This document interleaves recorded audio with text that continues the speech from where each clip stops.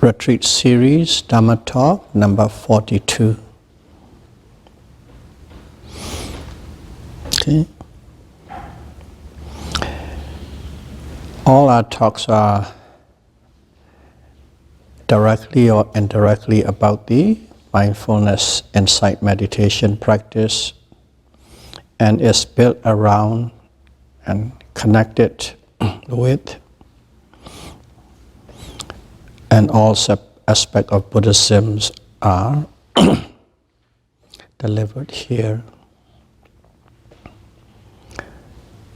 We have been talking quite in specific and details about a certain mental states. Today, let's go back to the basic and in general, just to remind ourselves not to lose sight of the bigger picture as well. Okay, we are practicing, and when we say practicing, we are practicing pure Vipassana or Vipassana meditation using full foundation of mindfulness as a tool, this particular technique, which has been popularized around the world by starting with Mahasi Sayadaw of Myanmar. When one practices, it is necessary to have a goal, an objective or a purpose. You don't simply sit and I'll meditate. That's also fine. But if you start with a goal or objective or purpose, then you know where you are going. You know where you want to reach. Okay? In general, let's say the goals.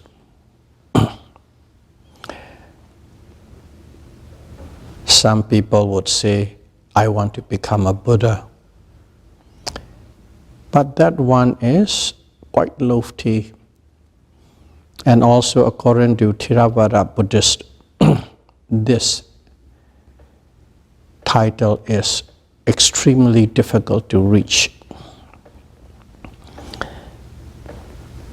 You have to practice eons and eons of world cycles, not just days or years. The worlds, the universe come and go. And also, one is assured that to become a Buddha, if one of the Buddha has actually said that you will become a Buddha,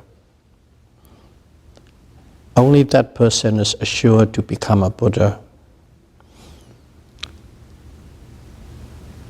And only at that point, that person is called Bodhisattva.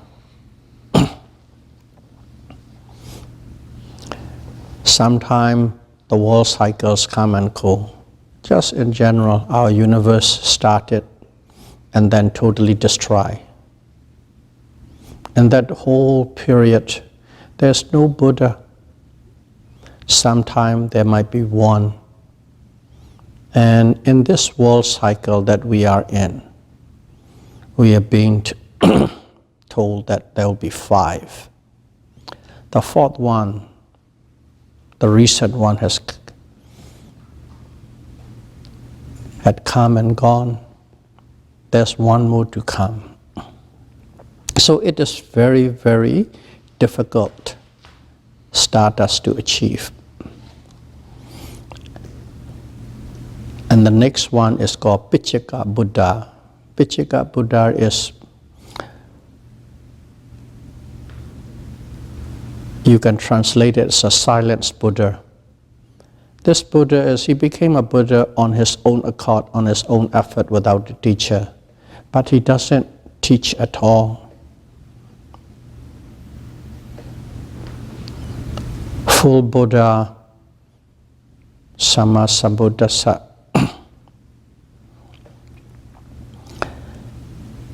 He became a Buddha and he taught to the universe. The silence Buddha did not, and does not, will not. And the third goal you can have is called Arahat. Arahat is a fully enlightened person. That person is not a Buddha, but he is fully enlightened. In other words, that person has completed his job, so to speak, as a Buddhist. Buddhist has a job. His job is to overcome all physical and mental suffering. That's a job.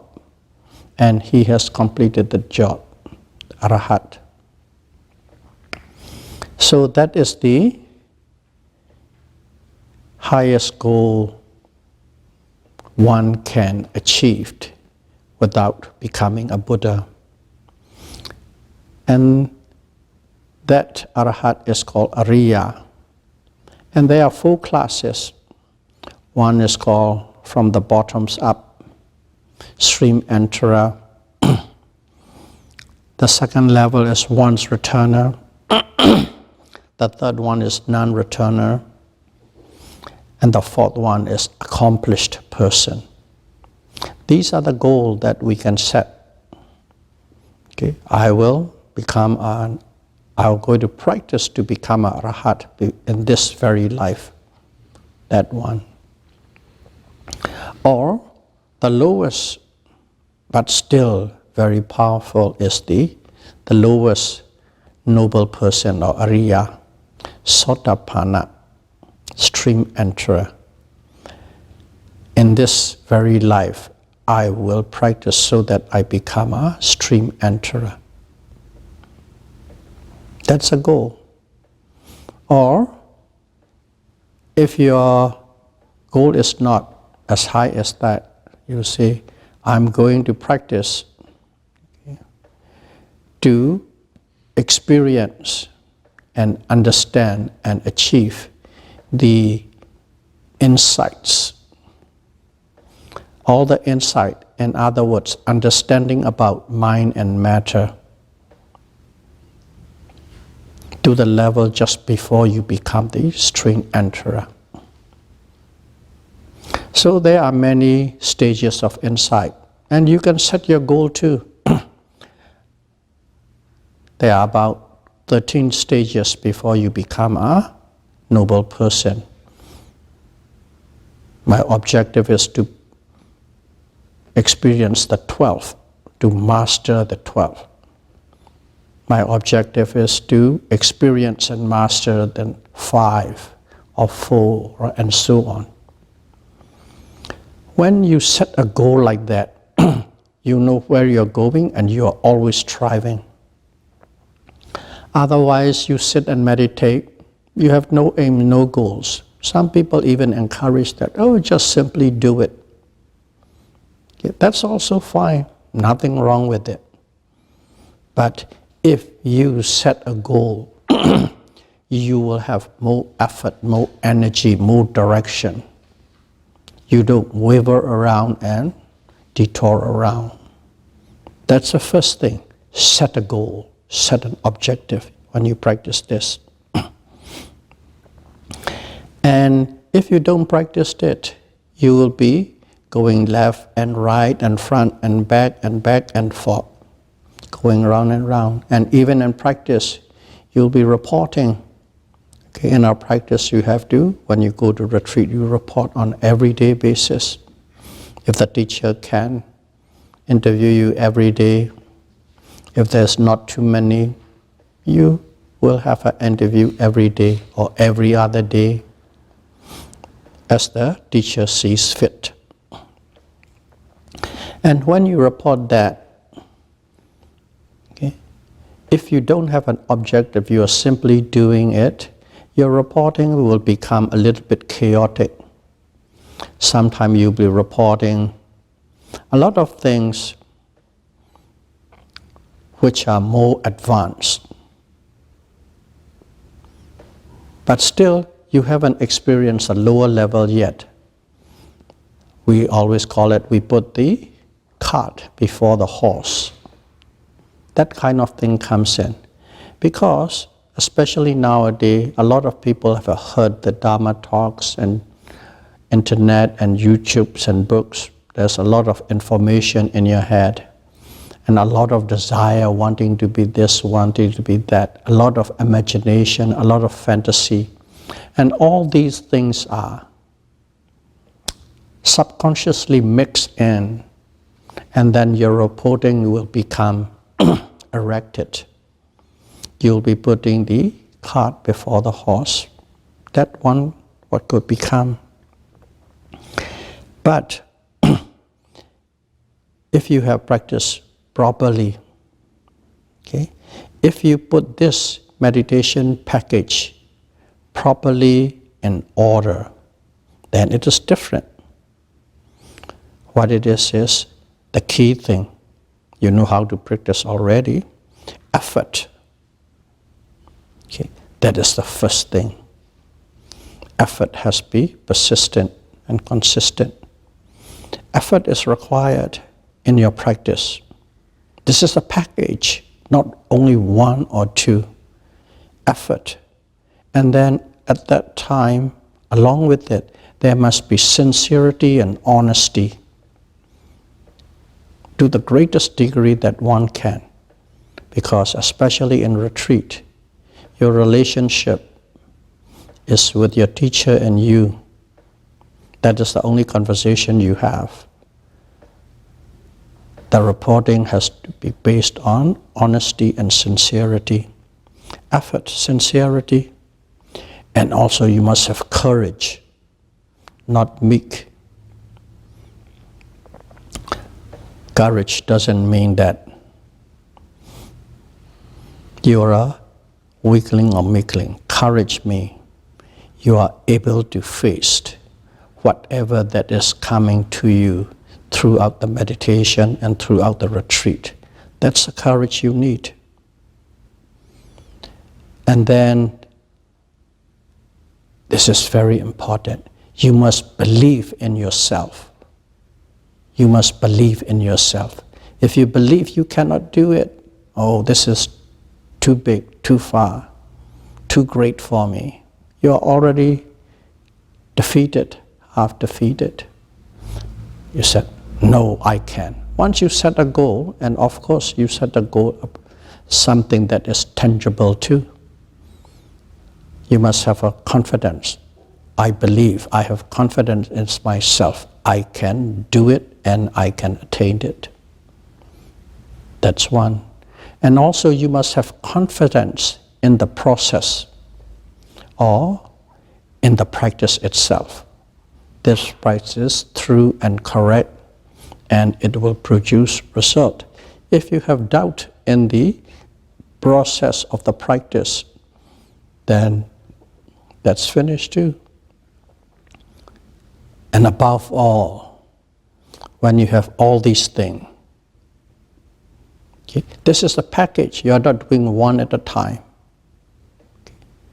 You put effort, you have sincerity and courage, and you believe in yourself, and you believe in this process. And then what you need is perseverance and persistence. Because there's a lot of roadblocks comes in. Okay? At that time, you must have persistence and perseverance. And also yogis, okay, here is 10 or 12 or 15 of you sitting here. Everybody is different. Everybody is going or growing at their own rate. Okay? To reach a goalpost one person might need 7 days, another person might need 7 months, another person might even need 7 years just to reach that goalpost one. There are differences. Don't go and try and compare and compete with others. Just simply do it. As long as you are doing it correctly with that little package that I mentioned, with persistence and perseverance, you will succeed. So keep that in mind. It is not just one, it is a package of a certain mental states and a certain attitudes one must bear in mind. And if you apply all these things, okay, knowing that the methods already know, effort, sincerity, courage, self-confidence, and confidence in the process and perseverance, if you do it, everything will unfold in order. It will not be chaotic. You will not see 6 first without seeing 1, 2, 3, 4, 5. It will, if you apply all these causes, the result, the consequences will unfold in order. So whatever you're reporting will be in order. There will be no imagination, no fantasy, no substitutes from your theory that you have heard. That's where the sincerity comes in. So it is very, very important to put the whole package together so that the consequences of the results will unfold in order. And of course, there's a teacher all the time. 2 things. One thing is instruction, how to do it. That's where we started at the beginner's class, how to do it. But don't think that once you have heard it, you know it. There's still always tweaking to go.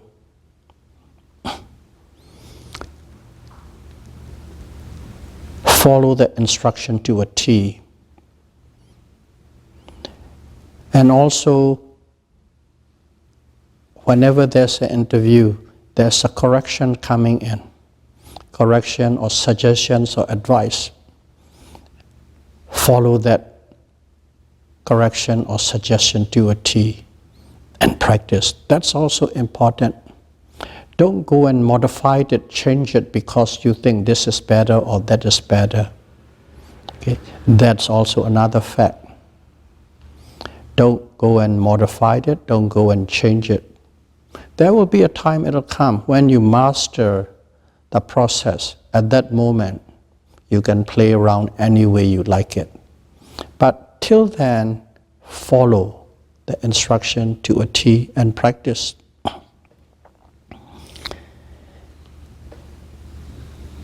And in here, we are talking about what to do, how to do practice. Very general. And to be able to be successful, you need to train yourself in 3 kinds of trainings. Okay? 3 different sets of trainings. You have to train yourself. If you train yourself in 3 trainings, you can reach that goal. Okay, what are these trainings? The 3 training is, number 1 is called Sila. It's called morality. Morality is different to different sets of people based on how they are taking it. Every day, our everyday ordinary people, as a Buddhist, as a practicing Buddhist, you need to observe 5 precepts, which we have recited at the beginning. That is a requirement. But if you are on an observant day, a full moon day, or if you are in a retreat, you're required to observe 8 precepts or 9 precepts or 10 precepts. Or if you are a monk, you are required to observe 227 precepts. So based on the level, based on who you are and what your designation is, different precepts are required. For a monk, if you don't observe these precepts, if the precept is broken, then it will be very difficult for him or her to reach the goal. I'm waving. Out of that 227, you broke 27. It will be difficult. But for a person who is only 8 precepts, and if you're observing 8 precepts perfectly, you can reach that goal. So depending on where you are, that is called sila or morality.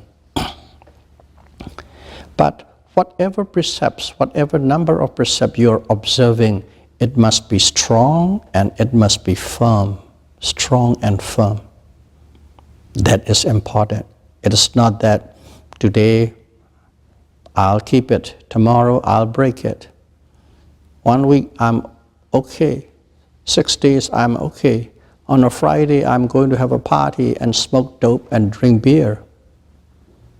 That kind of erected nature, if you are seriously practicing, is not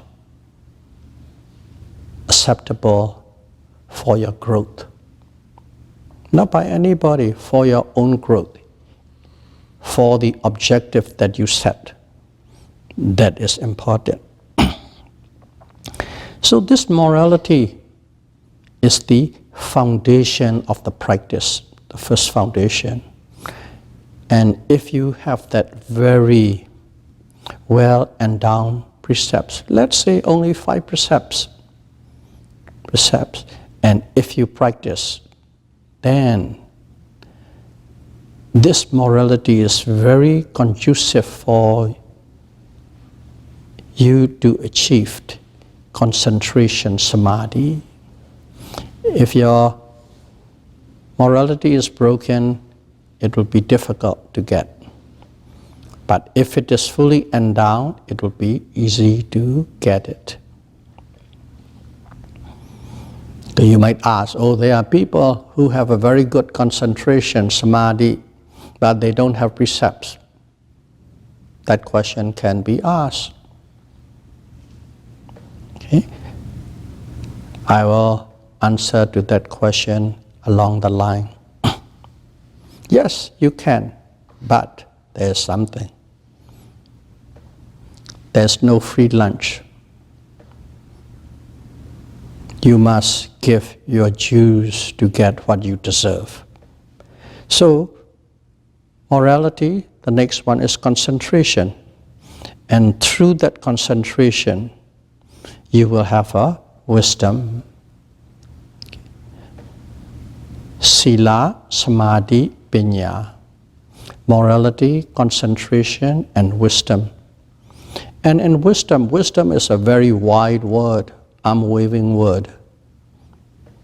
So I'll make it more precise here. What is this wisdom? This wisdom is very specific. Attainment or achievement of the path. It's called mega. Path wisdom and fruition wisdom. Not any other wisdom. Path wisdom and fruition wisdom. Mega pala. See, in our little recitation, if you remember, mega pala jnanasa picheo hotu. All these good deeds we have done become the cause for the attainment of path wisdom and fruition wisdom. That wisdom we are talking about, not any other. Very specific. And if you have these 3, morality, concentration, and path wisdom, then you will achieve the goal. The goal is assuming the lowest level of noble person or Ariya, Satipatthana. That is the goal. So in here, you need all these things. Wisdom.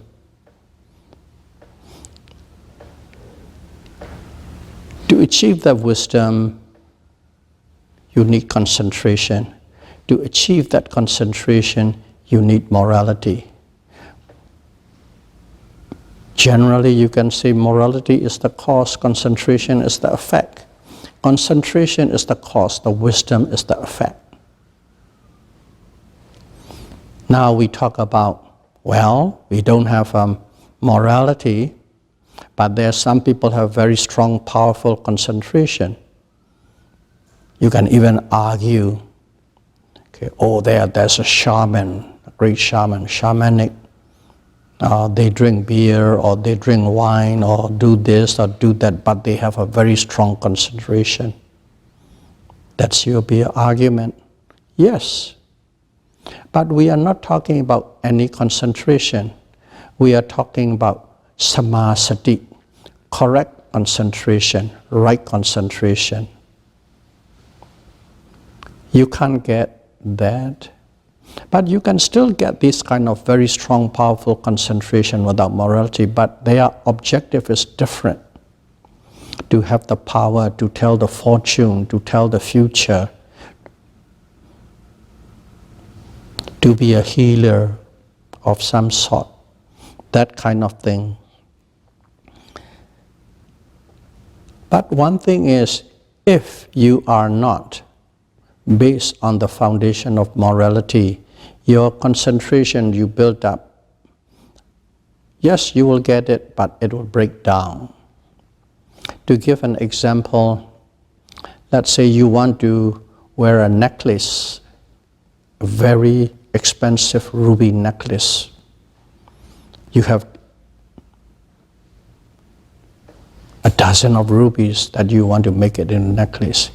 If you want to wear it, then what do? You have to use platinum or gold and then put it in a very good craftsman. And then you can wear it, and you can wear it for a long time, and generation to generation you can hand it down. It wouldn't. Okay. But if you made that rubies necklace with aluminum, okay, you can wear it for a while, and one time or the other, one ruby will drop out, another will fall out, and you would lose that, and you would lose that. The same thing, the idea is, this wisdom is a very valuable piece of jewel. And if you are going to frame it with broken morality, which is like aluminum, it will come up for a while, but it will fall off. But if you frame it with platinum, which is strong, firm, good morality, it will be there for a long time. That concentration and that's wisdom. Concentrations and wisdom are very valuable mental states. That's why we need morality, just like we need gold and platinum to frame our expensive ruby, so that you can wear for a long time. That's why some people might have a great concentration, but it can break down. And also, there comes in another, the objective. If you don't have an objective, if you don't have a goal, you will bring that up to a certain degree and your effort can wane. Your effort can weaken, and then it goes ups and down and it can break down. It doesn't last for longer time. So that's why these three aspects or three pillars of Buddha teachings are required. Sila, Samadhi, Panya. Morality, concentration, and path wisdom. So we are practicing this to achieve or to attain, okay, this objective or that objective. Let's get the first noble person. That's one way of putting it. Another way of putting is, this is more of a arm waving. I'm going to practice to become the stream winner. But let's be specific. Why do you practice? You practice to eliminate or to abandon mental defilements. That's very specific now. The other one is just a title to achieve. But to achieve that title, you are eliminating and abandoning some and adding newer things. So why do we practice? On a practical level, to eliminate mental defilements. What are the mental defilements? We all know in Pali, lobha, dosa, moha. Okay? Dissatisfaction, or greed, or lust, or craving. Dosa, anger, aversion, dissatisfaction. Moha, delusion, illusion, uncertainty. These are the mental states we need to eliminate and we need to abandon. For that purpose, we are practicing and taking these 3 trainings. The first training is morality, second training is concentration, mental concentration, third training is wisdom or insight.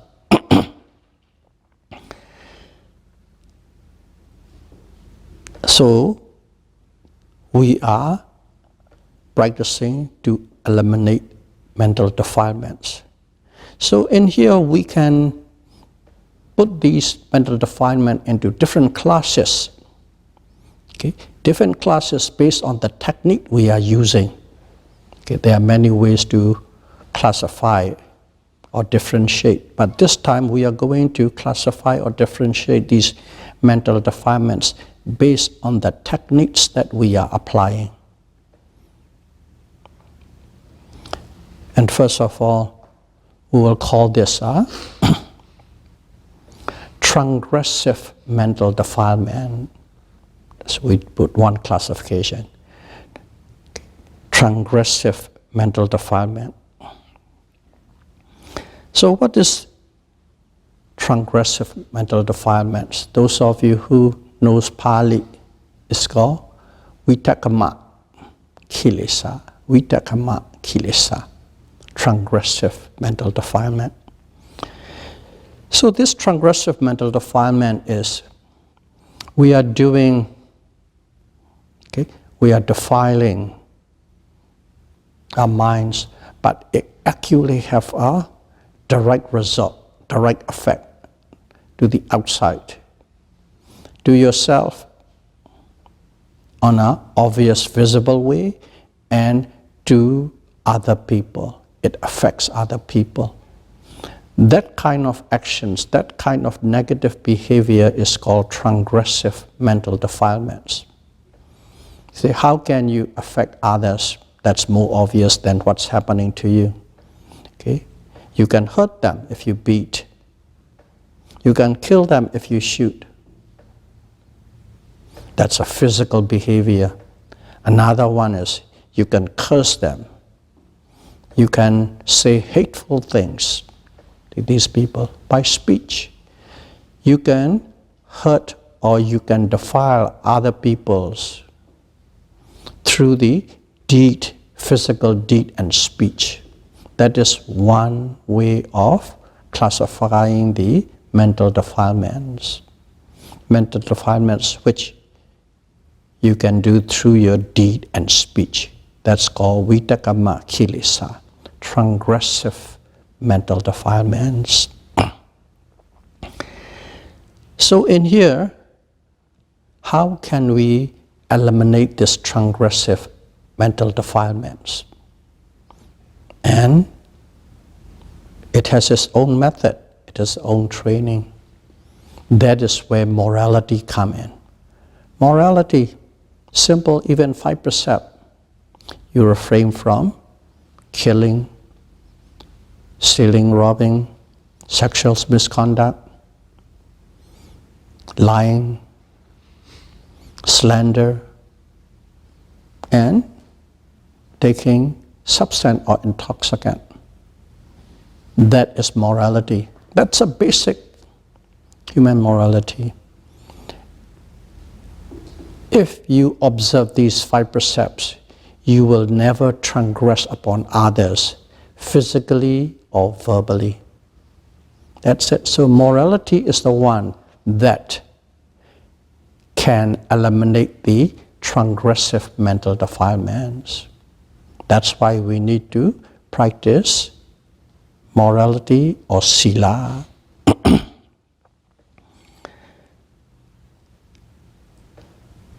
Second one is called obsessive mental defilement. Obsessive. In Pali, it's called priyuttana kilesa.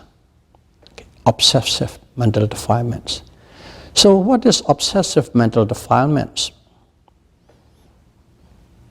Obsessive mental defilement is everything is in your head, in your thought. It doesn't go outward. It doesn't go in terms of deed and speech, but everything is happening in your head. What is happening in our head all the time? Normally, we are thinking, planning, grieving, regretting. We don't say aloud, we don't do anything, but all these thoughts are going on. Sometimes it's associated with greed and craving, sometimes with lust, sometimes with anger and aversion. Sometimes you're not sure, you're vulnerable, you're fearful. These kind of things. Fear doesn't arise automatically. Fear arises based on a certain thought pattern about a certain situation or condition. All these thoughts are going through your mind. And also happy moments, unhappy moments, elated moments.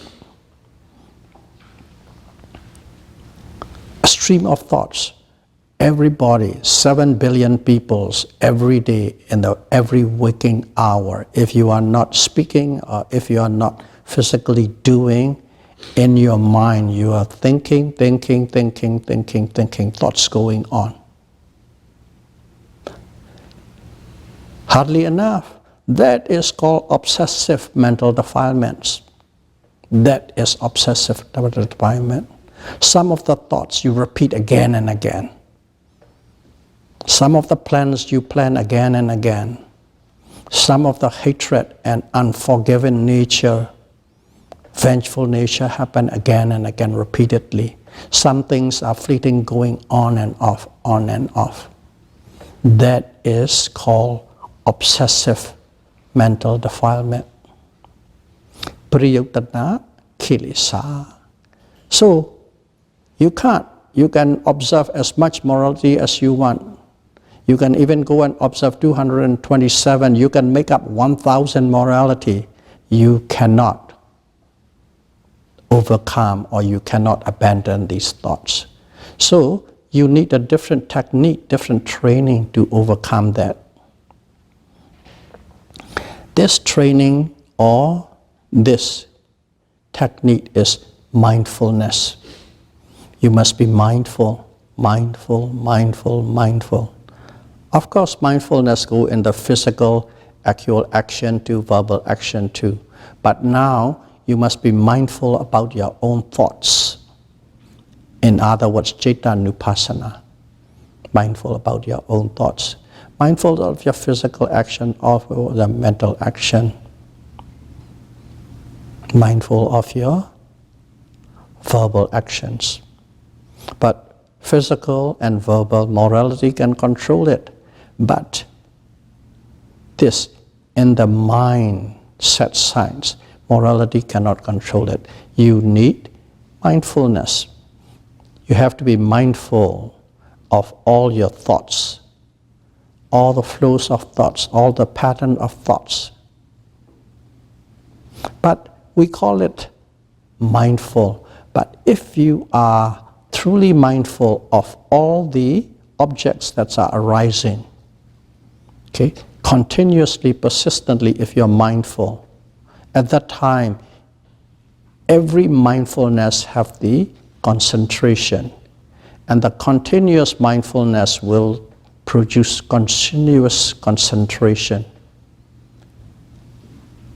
Concentration. When you are guarded with mindfulness, concentration develop.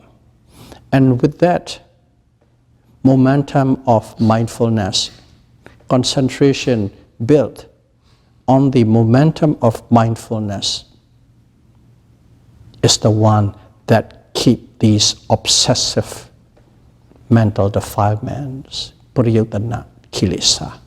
So the mental defilements that is happening in your mind, in your thoughts, can be controlled, can be eliminated, can be abandoned through concentration. That's a second method.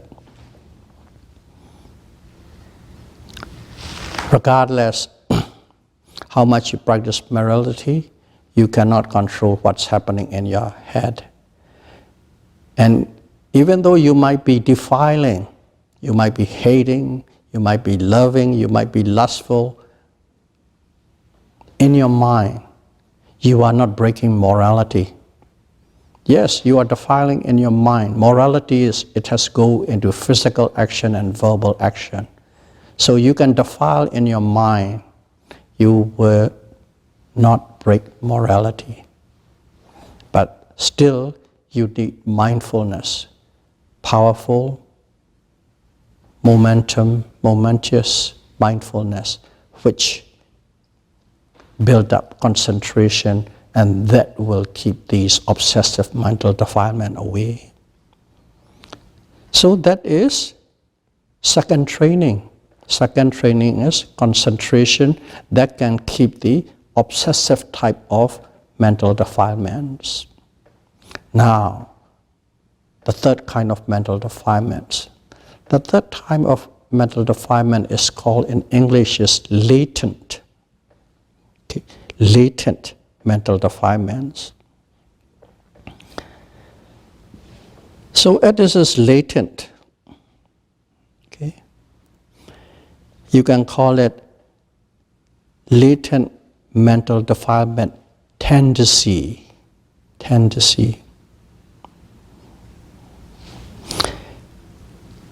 Because a person is, when you are observing morality very strongly, and then your concentration is powerful, you have more mental defilements in thoughts or in speech or in deeds. So there's nothing you think you have taken off it. And in fact, it is very powerful and strong, especially if your concentration is very strong.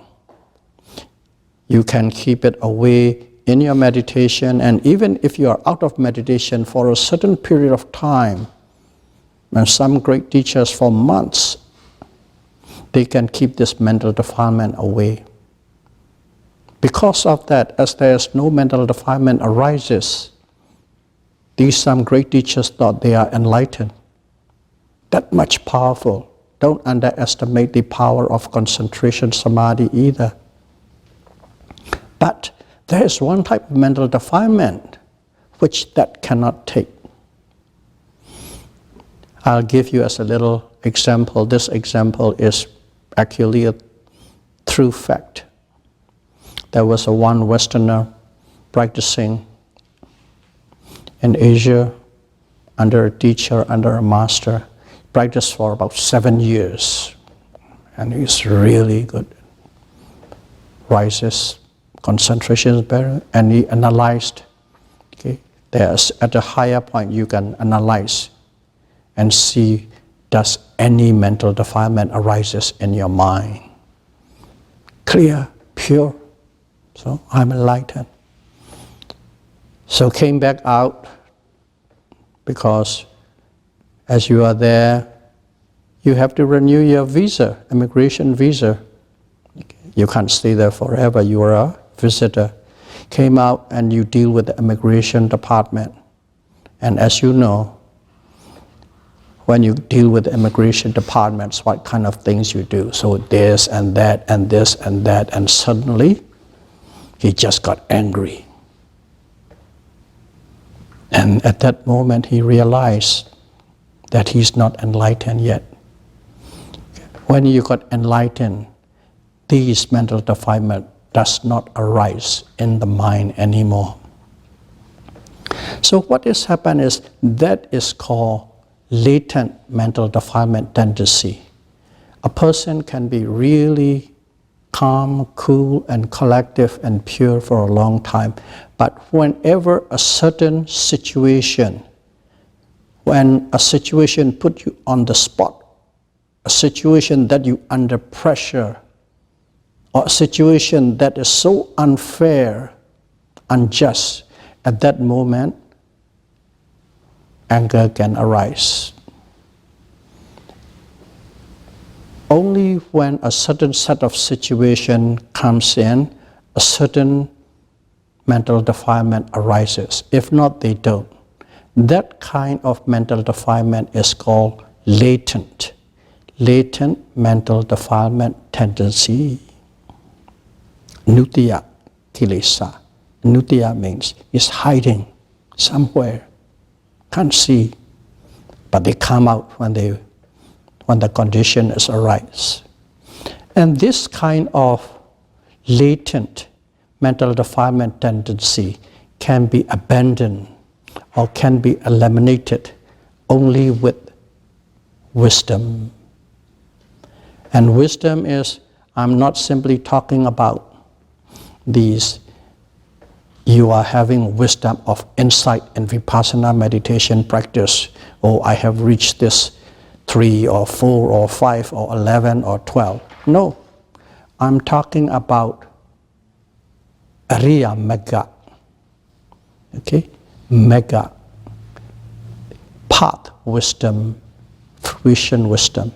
Only when one has attained path wisdom and fruition wisdom, you can totally eliminate that latent mental defilements tendency. And if you has that wisdom, path wisdom, then what happened was these mental defilement does not arise anymore because they have uprooted it. Even that one should be aware, there are 4 levels of noble person. At each level, they eliminate a certain tendency. Or in other words, each level, they have a certain wisdom that can eliminate a certain tendency. When you become the stream enterer, you have eliminated the wrong view.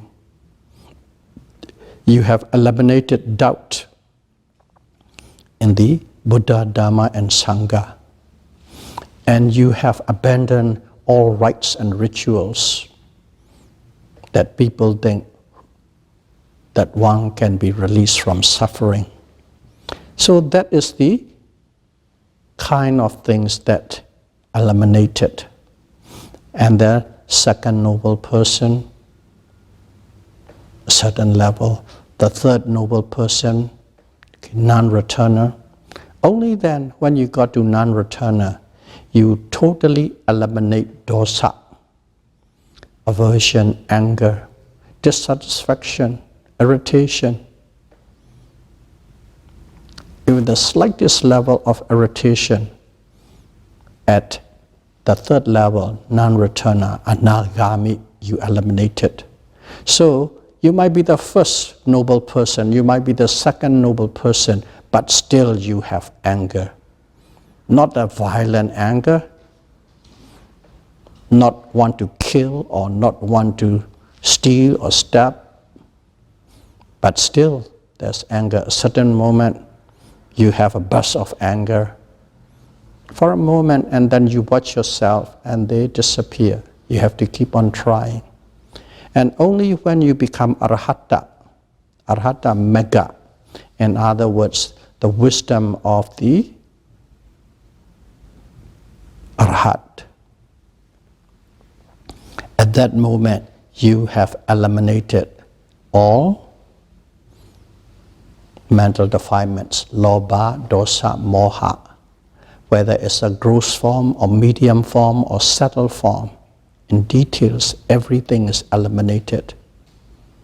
Only at that level you eliminate conceit, mana, Even at the third noble person, that conceit is still there. Of course, the conceit is different. Conceit upon having Dhamma. I know Dhamma. I'm great in Dhamma. I'm wholesome. I'm holy. Conceit. Only when you become an arahat, you totally eliminate restlessness. Okay. We talk about restlessness in the beginner class, day 1. Udicca.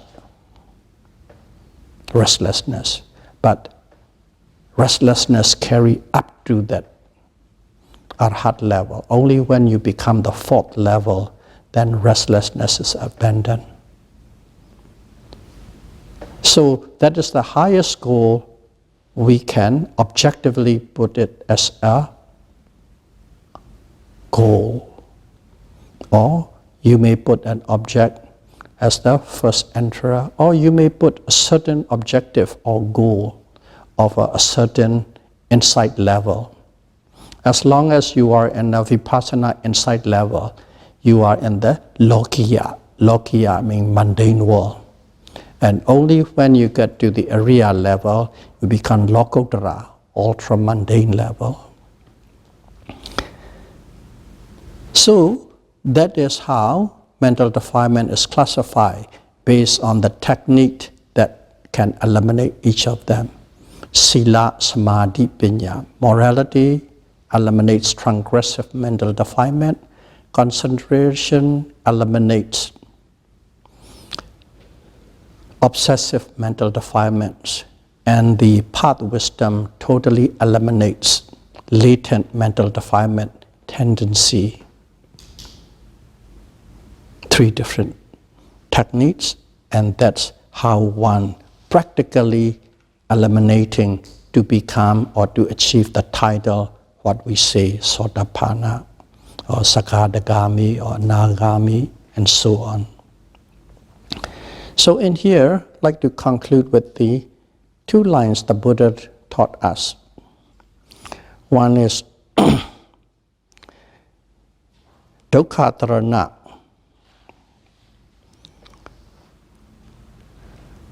Taram Sukhan. In other words, when the dukkha, suffering ends, sukha, peace and happiness arises. That's one line. Another line is opposite to it. Sukha saranam taran dukkham. When the happiness ends, suffering arises. 2 lines. Okay, what does it mean? When the sukha ends, dukkha arises. When happiness ends, suffering arises. When the happiness ends, suffering arises. If you simply just put that in line, we can all interpret in the way we like. But what is mean is, let's say, dukkha. Sukha ends when the happiness and peace and suffering arises. This peace and happiness refer to the peace and happiness that we achieve in this daily life, in our ordinary life. We are happy, we are excited. And what are these things? All these happiness and excitement and things like that, they are all related with the sense pleasure. We enjoy these sense pleasures and we enjoyed it and we are happy. But do they last long? No, they don't. Even I heard on the one piece of news come out today, they always have a statistic in Canada. In the month of December, they say there's a filing for divorce has risen 20% compared to last year. Okay? Let's say last year there's 100 people filed for divorce in December. This year 120. But when they are married and happy and everything is roses and peaches, that's a happy. But happiness ends.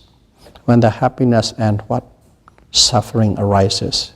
In other words, all the happiness that we receive from the six sense pleasures, these all ends. Whenever it ends, the suffering arises.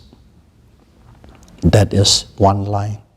Another line is, when the suffering ends, peace arises. What it means is, suffering, let's put it in a more practical that we can really see and touch. We go to retreat, okay, 2 months retreat, 3 month retreat. We sit hours, we walk hours, we don't talk. We have only 2 meals.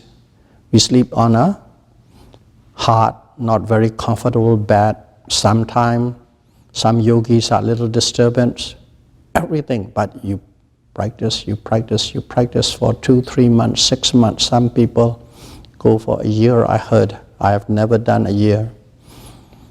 I don't even know 6 months. But one thing was, you are investing suffering. And when you invest, you need to practice and practice and practice. And if you are persistent and consistent with effort, energy, sincerity, honesty, okay, confidence in self, confidence in the process, and with perseverance, if you do that, what happened was that suffering, the investment of suffering, pain and suffering and discomfort without any sense pleasure, when it ends, you will achieve a bliss, sukha, peace and happiness. That's what the Buddha means. So we still have to invest suffering, but when this suffering ends, you will have the supreme bliss. Those are the 2 lines. So may all of you be able to practice these 3 trainings, Sila, Samadhi, Panya, and abandon all 3 types of mental defilements and attain supreme peace and happiness as soon as possible. Sadhu, sadhu, sadhu. Buddham bhajami.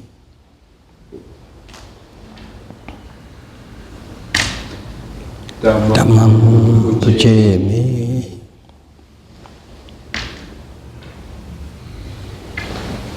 Sangham bhajami.